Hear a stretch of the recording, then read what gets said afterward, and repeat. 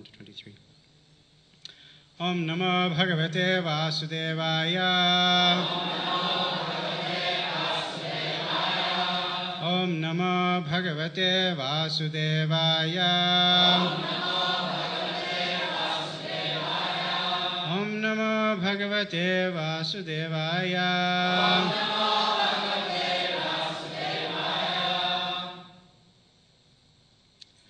Text 22.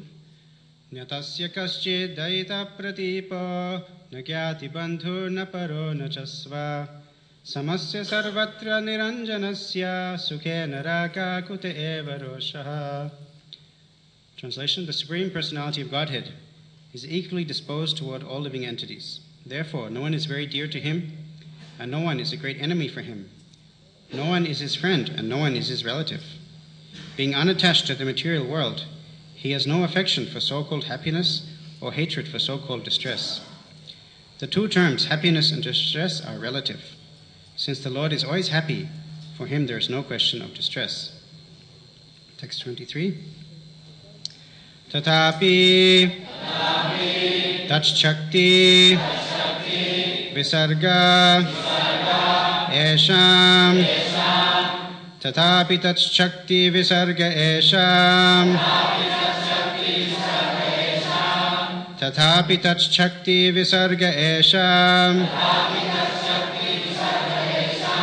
Sukhaya Dukkhaya Hita-hitaya Sukhaya Dukkhaya Hita-hitaya Sukhaya Dukkhaya Hita-hitaya Bandhaya Mokshaya Cha Mrityu Janmana Bandhaya Mokshaya Cha Mrityu Janmana Bandhaya Mokshaya Cha Mrityu Janmana Sharirinam Samsritaye Vakalpate Sharirinam Samsmritaye Vakalpate Sharirinam Samsmritaye Vakalpate Tatapi Tachchakti Visarga Esham Sukhaya Dukkhaya Hita-hitaya Bandhaya Mokshaya Cha Mrityu Janmana Sharirinam Samsmritaye Vakalpate Tatapi Tachchakti Visarga Esham Sukhaya Dukkhaya Hita-hitaya Bandhaya Mokshaya Cha Mrityu Janmana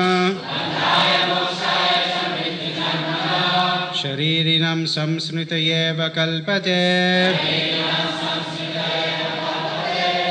Tatapi Tachchakti Visarga Esham Sukhaya Dukkhaya Hita-hitaya Bandhaya Mokshaya Cha Mrityu Janmana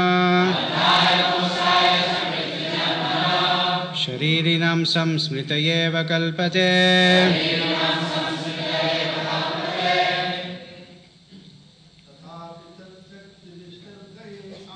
Tatapi Tachchakti Visarga Esham Sukhaya Dukkhaya Hita-hitaya Bandhaya Mokshaya Cha Mrityu Janmana Shariram Samsritaye Vakalpate Tatapi Tachchakti Visarga Esham Sukhaya Dukkhaya Hita-hitaya Bandhaya Mokshaya Cha Mrityu Janmana Sharirinam samsmritaye vikalpate.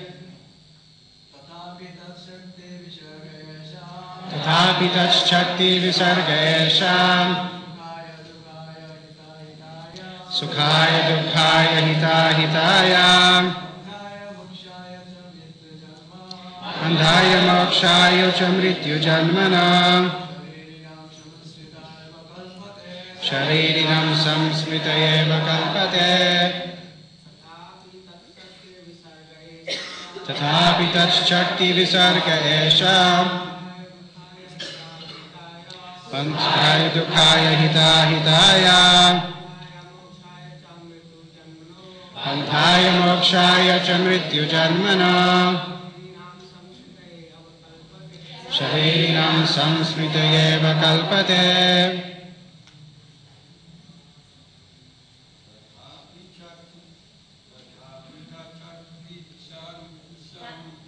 Tathapi tachchakti visarga esha Sukhaya dukkhaya hitahitaya Bandhaya mokshaya cha mrityu janmana Shariram samsmitayeva kalpate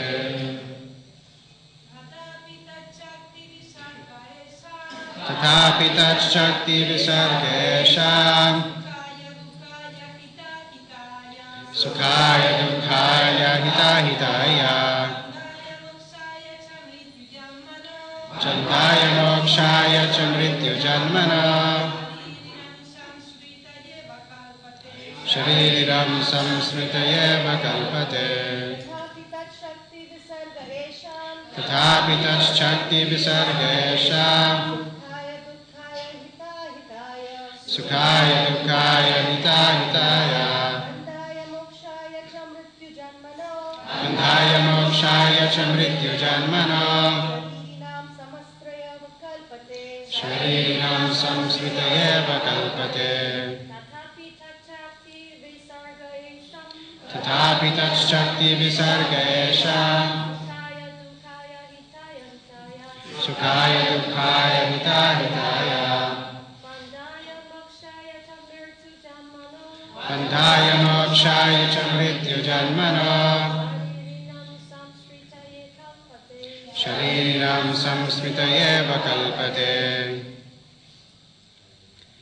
Tathapi still Tat Shakti of the Lord's energy Visargaha the creation Esham of these conditioned souls Sukhaya for the happiness Dukkhaya for the distress Hitaya for the profit and loss Bandhaya for the bondage Mokshaya for the liberation Cha also Mrityu of death Janmana and birth Sharirinam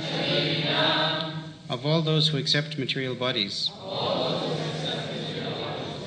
Samsritaye for the repetition Avakalpate acts. Translation and purport by Srila Prabhupada. Although the Supreme Lord is unattached to our happiness and distress according to karma, and although no one is his enemy or favorite, he creates pious and impious activities through the agency of his material potency. Thus, for the continuation of the materialistic way of life, he creates happiness and distress, good fortune and bad, bondage and liberation, birth and death. Purport. Although the Supreme Personality of Godhead is the ultimate doer of everything, in his original transcendental existence, he is not responsible for the happiness and distress or bondage and liberation of the conditioned souls. These are due to the results of the fruitive activities of the living entities within this material world. By the order of a judge, one person is released from jail and another is imprisoned, but the judge is not responsible for the distress and happiness of these different people is due to their own activities. Although the government is ultimately the supreme authority, the justice is administered by the departments of the government, and the government is not responsible for the individual judgments. Therefore, the government is equal to all the citizens. Similarly, the Supreme Lord is neutral to everyone, but for the maintenance of law and order, his supreme government has various departments which control the activities of the living entities. Another example given in this regard is that lilies open or close because of the sunshine, and thus the bumblebees enjoy or suffer. But the sunshine and the sun globe are not responsible for the happiness and distress of the bumblebees. 22. The Supreme Personality of Godhead is equally disposed toward all living entities. Therefore, no one is very dear to him, and no one is a great enemy for him. No one is his friend, and no one is his relative. Being unattached to the material world, he has no affection for so-called happiness or hatred for so-called distress. The two terms, happiness and distress, are relative. Since the Lord is always happy, for him there is no question of distress. 23. Although the Supreme Lord is unattached to our happiness and distress, according to karma, and although no one is his enemy or favorite, he creates pious and impious activities through the agency of his material potency. Thus, for the continuation of the materialistic way of life, he creates happiness and distress, good fortune and bad, bondage and liberation, birth and death.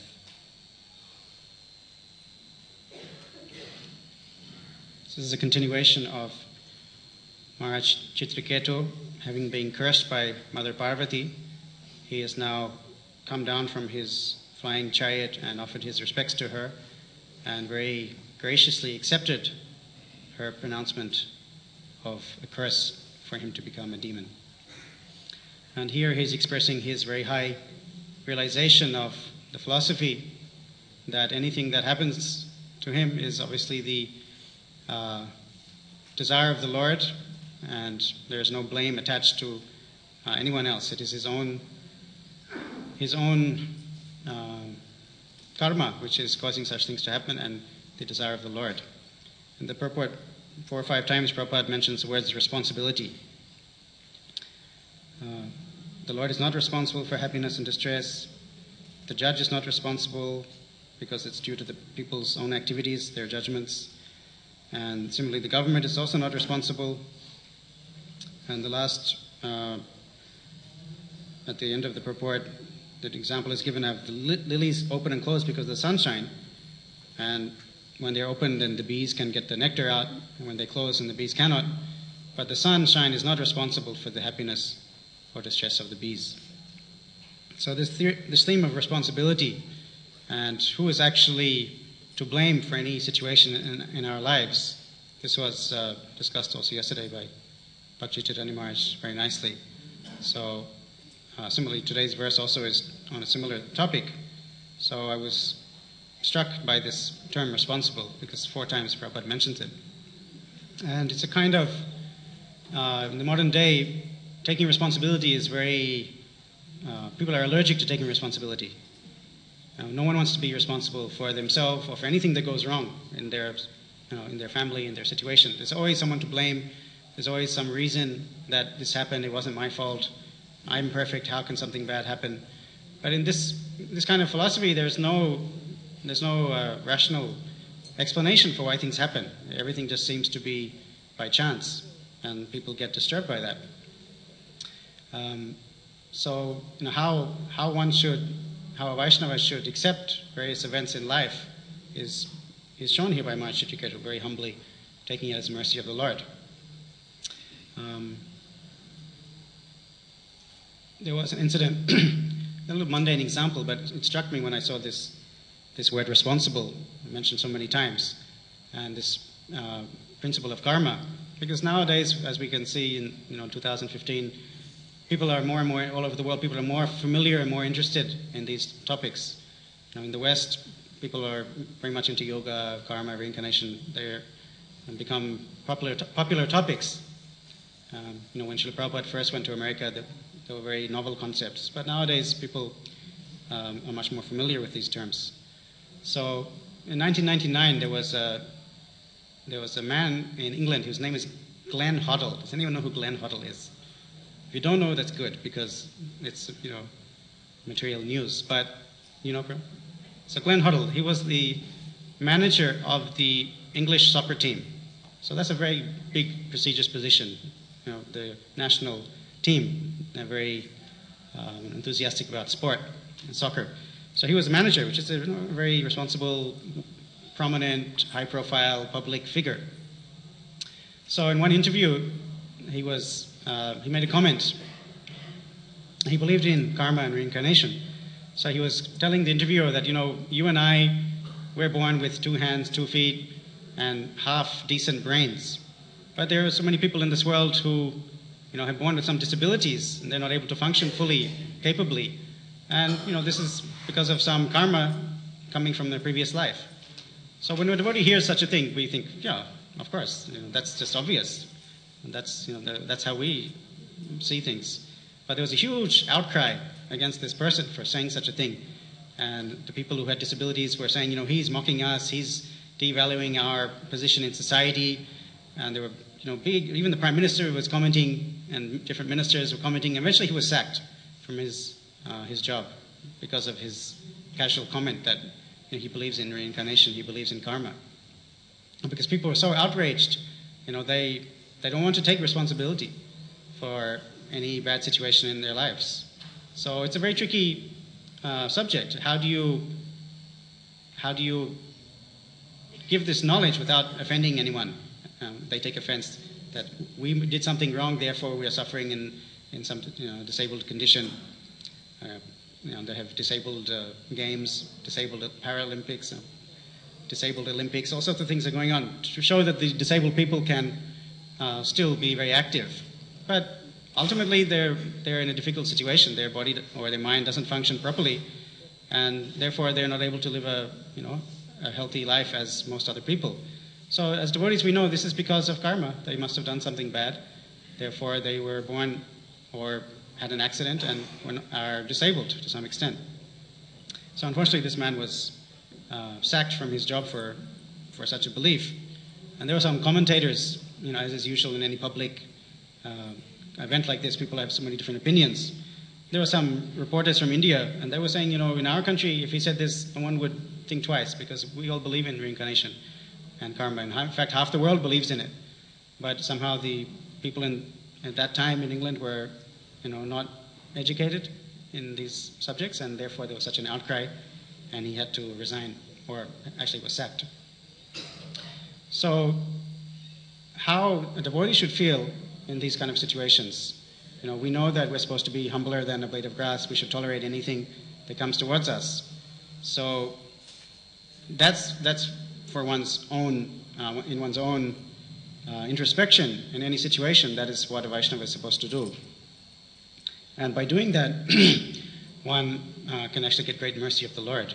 And there's a famous verse in Lord Brahma's prayers, Tate Nukampam Susamikshamano. Prabhupada would quote this many times, that if one simply tolerates whatever comes to him by the arrangement of the Lord, tolerates his karma, and doesn't try to counteract it, going to great extent to counteract it, then he'll become eligible for the mercy of the Lord. He'll inherit the property of the Lord, ultimately. So for Vaishnava, that's our motto. That's how we're supposed to deal with things. But this philosophy shouldn't be used to point fingers at others or to make fun that, oh, so-and-so is suffering because he did something bad. Look at me, I'm so much better. That's also a misapplication of this philosophy. For oneself, Vaishnava is supposed to be very humble and tolerant, but if he sees another devotee is put into distress, then it's our duty to take all action to rectify the situation. Sometimes in our society, tolerance has been misapplied, and devotees have been put into difficulty and not treated properly, and they've been advised, oh, you should just tolerate, it's your karma, just be happy. But that's actually not the right understanding. If another Vaishnava is suffering, is in difficulty, then we have to take action, we have to try to help them. If it happens to ourselves, then we'll hope that the other Vaishnavas will help us. If they don't, then we just accept whatever comes to us. So in a proper Vaishnava society, if all the relationships are solid, seniors, juniors, equals, then then the Vaishnavas will look after each other. If one Vaishnava is in trouble, the others will take care. If oneself gets into some difficult situation, then the other Vaishnavas will come to our rescue. So, therefore, when Vaishnava is para dukkha dukhi, he doesn't enjoy when other people are suffering. He feels empathy, sympathy when he sees other people suffering. And he takes all recourse to try to help everybody. And not that Vaishnava is so tolerant that he neglects everybody and just let them all go to hell and let me worry about my own spiritual life. This is not a very developed understanding. The higher principle is to always try to help all living entities to get out of the suffering condition of life. So ultimately, for oneself, one should take full responsibility, and one should be always trying to help other people who are in a suffering condition, especially if they're in the Vaishnava community. So this was the first topic that I wanted to discuss, the responsibility. And in text 22, the first line talks about how the Supreme Personality of Godhead is equally disposed toward all living entities. So when I saw this line, I couldn't help but be reminded that in a couple of chapters, the first chapter of 7th canto is entitled, "The Supreme Lord is Equal to Everyone." So that's the name of the chapter, first chapter of 7th canto. So now we're at chapter 17 of 6th canto. There are just 2 more chapters about Diti and the Pumsavana ceremony. Then we enter into the 7th canto.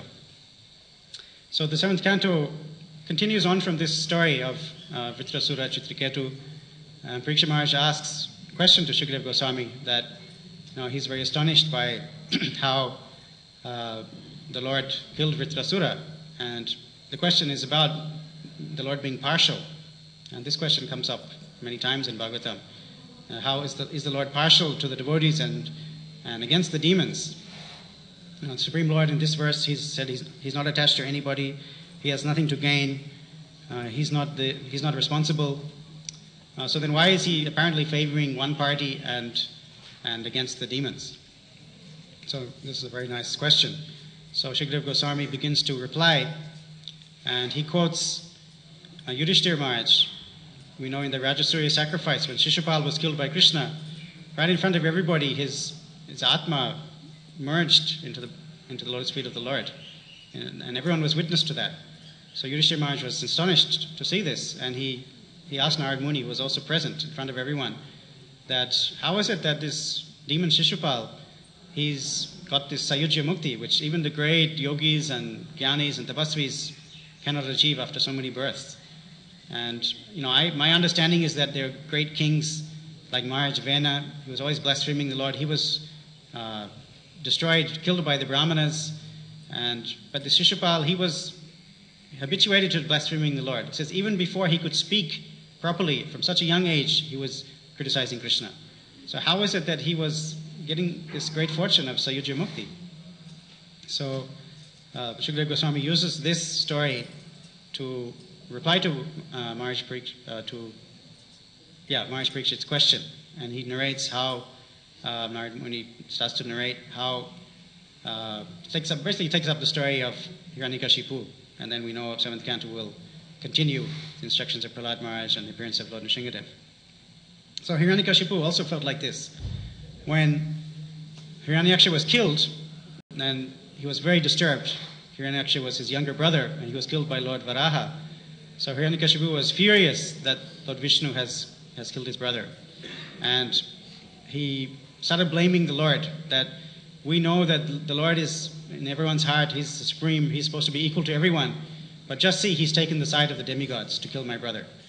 This means that he's in Maya. He actually directly says, Lord Vishnu is now in Maya. And therefore, if he's playing dirty, we can also play dirty. This is his justification. So he instructs all his demoniac companions, now you go to earth, destroy all the yagyas, harass all the brahmanas. In this way, the demigods will be, with the yagya stopped, the demigods will lose their power, and Lord Vishnu also will become weak, and I'll kill Lord Vishnu. In this way, we'll get revenge for my brother's death. So, we can see how the Mayavadi tendency is demoniac, that the Lord is in Maya, that Maya is superior to the Lord, is actually a philosophy that Hiranyakashipu also partakes of. So he sends his demons off to create havoc in the universe. But actually the Lord is impartial, as Prabhupada speaks about in various ways in this purport. And so I was trying to, I was meditating on this topic and how all the various demons that the Lord killed, how that actually came about. Like we know that Hiranyaksha, he challenged Lord Varaha when Hiranyaksha had caused the earth to fall into the bottom of the ocean. Then Lord bore Varahadev, he lifted the earth up, and as he was retrieving the earth, then Hiranyaksha challenged him to battle. It wasn't that Lord Varaha went and knocked on Hiranyaksha's door to fight. So maybe we can just, all of us, take a few seconds to think about all the various demons that Krishna killed in Vrindavan, out of Vrindavan, even other incarnations. And let's see if we can find any that the Lord actually instigated the battle. So just take a few seconds, go through the various demons, Putana, Bakasura, Agasura, Kaliya, Pralambasura. Did any of them the Lord go and attack? Sorry? Even when he went to Mathura. Now we see most of the Vrindavan demons were sent by Kamsa, pretty much all of them, starting from Putana. Krishna didn't go to Putana, Krishna didn't go to Vatsasura, Bakasura, Denakasura, none of them. They all were sent by Kamsa to attack Krishna and to kill him. And not only that, they also made great disturbance in Vrindavan. One thing is to attack Krishna himself, but when the devotees are disturbed, then Krishna is even more protective. It's even a bigger offense to harass the devotees. Like Arishtasura came and the whole of Vrindavan was disturbed. But Krishna never made the first move, so to speak. When children are fighting, they say, "Oh, he started it." But Krishna never started it. It was always Kamsa sending all the demons to Vrindavan. Even when Krishna went to Mathura, Kuvalaya Pita was standing in the way. He even warned the Mahut, "Please move aside your elephant, otherwise I'll send you to Yamaraj's abode." He gave him a chance, but they didn't take it. They walked into the wrestling arena and they were challenged by Chanara Mushtika. "We hear that you boys wrestle in the forest. Come, show us your prowess." And Krishna said, "We're just boys. We play with equals, our own size, our own age. You are great wrestlers, it's not an equal match." And anyway, the Leela continues.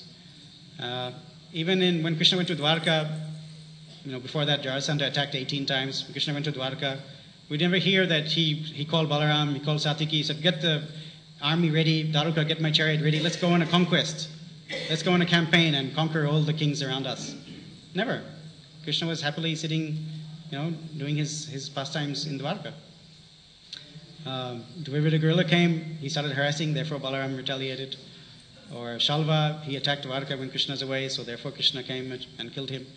So to say that Krishna is against the demons is not actually fair, because Krishna never instigated any of these battles. It was always a response to either personally being attacked or his devotees being harassed and attacked by the demons. So therefore Krishna is impartial. He says in Bhagavad Gita, "If you surrender to me, I reward you accordingly." Ye yata mam prapadyante tam sathaiva bhajamyaham. So this way Hiranyakashipu's philosophy, he very conveniently ignored that Hiranyaksha was the one who challenged Lord Varaha. Varaha didn't go to challenge Hiranyaksha. He just went to save the earth. So this way the Lord is impartial in all the demons that he killed. Not just Shishupal. Shishupal got the Sayuji Mukti in front of everyone. Also Agasura. When Agasura died, everyone saw the spirit soul merge into the body of the Lord. And this is given in a bit more detail in Brihad Bhagavatamrita chapter 5. When Narad Muni meets the Pandavas, then he's glorifying their relationship with Krishna. And he goes through these various demons and says that Krishna is so merciful in this incarnation. In the previous incarnations, he didn't give prema bhakti. And he says the first person to get prema bhakti bestowed by the Lord himself was Prahlad in the Shringa Lila, which we'll hear about in upcoming months. Prior to that, there was no prema given to to any of the Lord's, through any of the other incarnations. And then Lord Ram, he gave Prema Bhakti to Hanuman, Sugriva, and Guha, Vibhishana, these other personalities. But Krishna, he's so much more merciful that he's given higher level of prema, even to the plants and the trees, and even to these demons. These demons who were killed by Krishna. It's not that they were just killed and they had to take another birth and, be born in some bad situation. But by having that association with Krishna, personally, face to face, fighting with Krishna, they were all given at least Sayujya Mukti. Prabhupada also says that, and Narad Muni also expands on this. They were given Sayujya Mukti, some were promoted directly to Vaikuntha, and the ones who went to the Brahmajyoti, they could progress from there to Vaikuntha. Perhaps, that's also possible. So these great demons, they also got benefit from Krishna. And that way he's impartial. He gives benefit to his devotees who worship him, and he gives great benefit to the demons who try to kill him. So in that way he's also impartial. He gives mercy and liberation to all these people, even if they approach him in the wrong way. And of course the most graphic example is Putana, because she was the first demon that Krishna killed, and she came with very murderous intentions, planning to kill Krishna himself, smearing poison. And what happened to her? Krishna, she was able to sit Krishna on her lap, and Krishna killed her, but he didn't just kill her and condemn her to hell.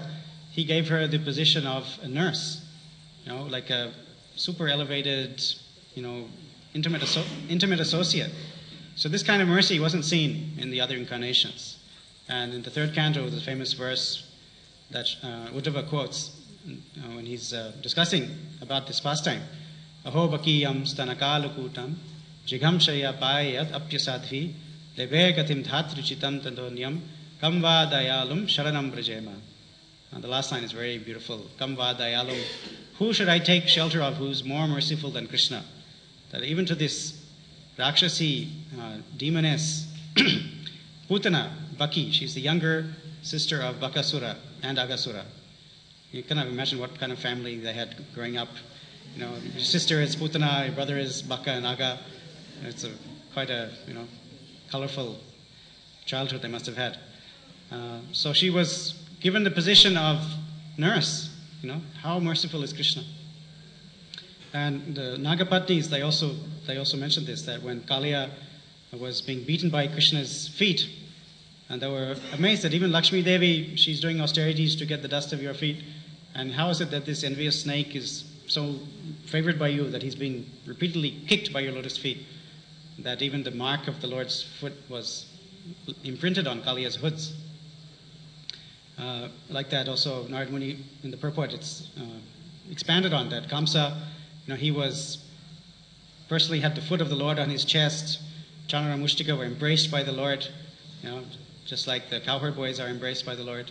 So they all got so much grace and favor, even by being inimical to Krishna. And actually in the beginning of the 7th canto, Narad Muni gives his opinion that the total absorption of these demons in Krishna is even more than, he feels, even more than the devotees are absorbed in Krishna. By being envious and fearful of the Lord, their mind is actually more absorbed in him than the average devotee, you can say. Even Kamsa was like that. Everywhere he would go, he would think of Krishna. Every shadow, he think, oh, Krishna has come to get me. So they're totally absorbed. And even though it's unfavorable, they're still able to get, at least liberation or even promotion to Vaikuntha. So this is the particular supreme benediction of Krishna in his avatar, in his Swayam Krishna avatar.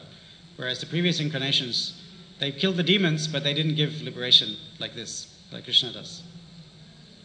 Of course, we know that Chaitanya Mahaprabhu, in his pastimes, he is even more merciful than Krishna. And the most common example is given that Krishna wanted everyone to surrender, and then he would, give them protection. But Lord Chaitanya Mahaprabhu, he doesn't demand anything. He would actually go out on the streets and just invite everyone to take Prema Harinam through the Sankirtan movement.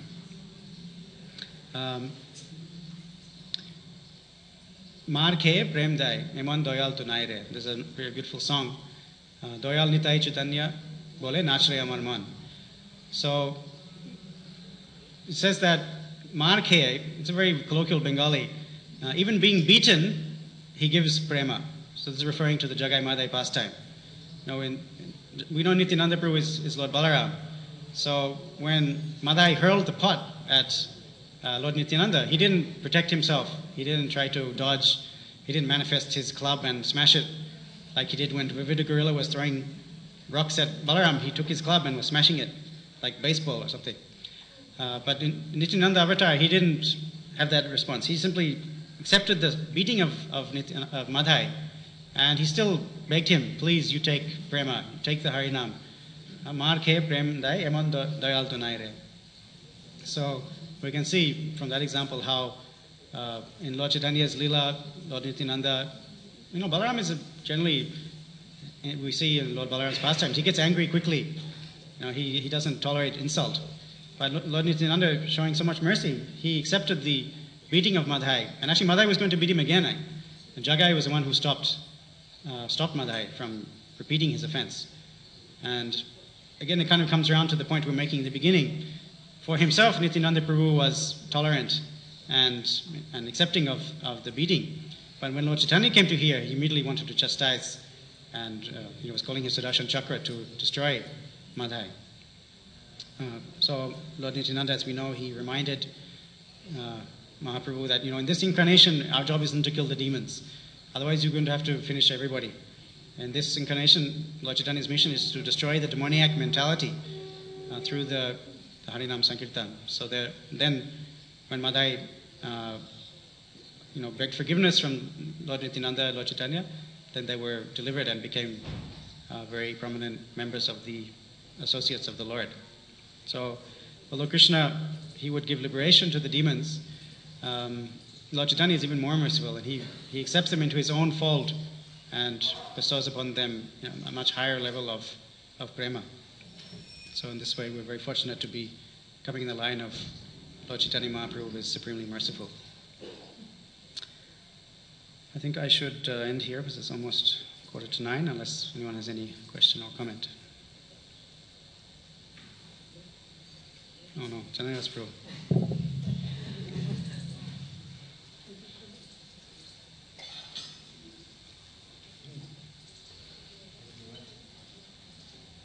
Thank you very much, Prabhu. Oh, yes, me too. Yeah. Very enlightening. I was just meditating on the compassion of the Vaishnavas. With it generally, when some misfortune comes to the Vaishnav, then there's the first thing that we see in Bhagavatam, when Mahariprisha was cursed, was the sages came to his help and asked him. They were compassionate and they knew actually how karma works, but they were and they had the potency to say, well, we'll reverse the reaction. You don't deserve this, so we'll take it away from you. But and the same with Chichikatu as well. That the Vaishnava has shown that compassion is the first thing that comes in their minds is to show compassion to the living entities. Mm-hmm. I appreciate that you brought that subject up. Thank you.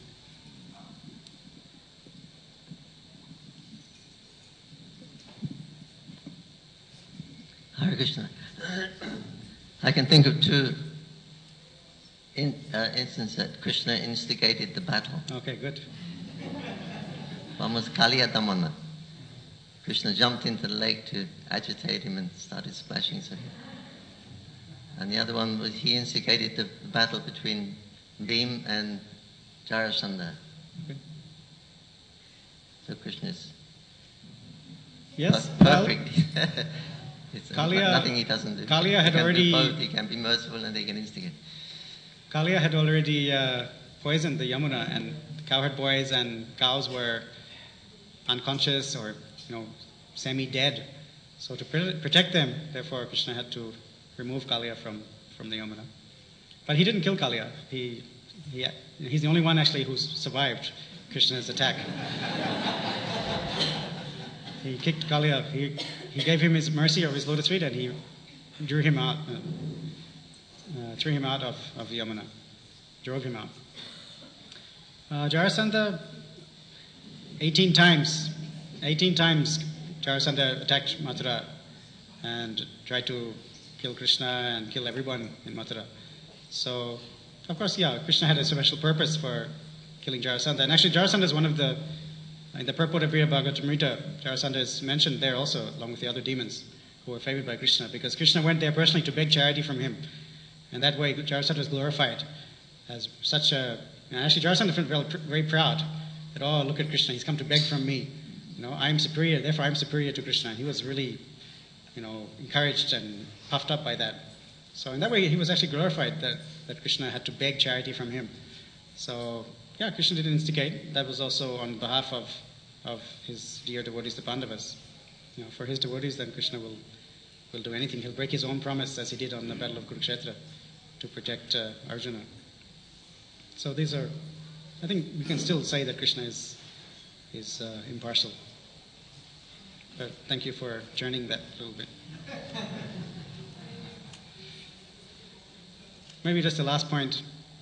When I was a very young devotee, I would hear stories about Harinams in Melbourne. So Gyanasamudra Prabhu was from Melbourne. And it was his job to protect the devotees from drunk people or people harassing the women. And at least it's a legend in my mind that, he was very... the devotees, they have a couple of kind of strong men at the back. They wouldn't dress in devotee clothes, so people would think they're just passers-by. And they would come to the protection of the Harinam parties if people would harass the ladies or, try to throw beer or bottles at them or anything. Is that correct, Jonathan Prabhu? Right, so in that sense, he's also been protecting the devotees for many years, like that. Hare Krishna. Grantara Srimad Bhagavatam ki, Prabhupada ki, Gaur Premanande.